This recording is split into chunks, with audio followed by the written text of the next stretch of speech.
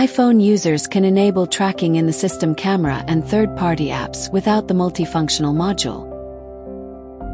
Unlock the phone and stay on the home screen. Make sure the network connection is normal. Enable Bluetooth and NFC. Unfold the gimbal.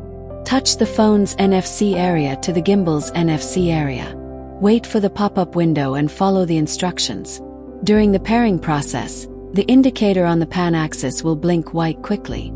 Remove the multifunctional module and then attach the phone to the gimbal. The gimbal will nod when pairing is successful.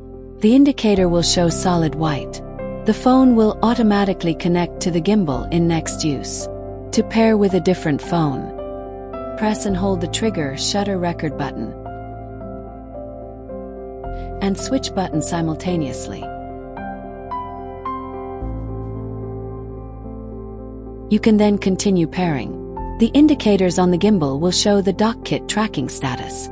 Open the system camera or third-party app. Tracking will automatically start when the subject enters the frame. You can also press the trigger once to enable or disable DockKit tracking. After pairing via NFC, you can also press the switch button once to switch between the front and rear camera, and rotate the side wheel to zoom in or out. You can control the gimbal remotely using Apple Watch. Pair the watch with your phone via Bluetooth. Open the camera remote controller on the watch.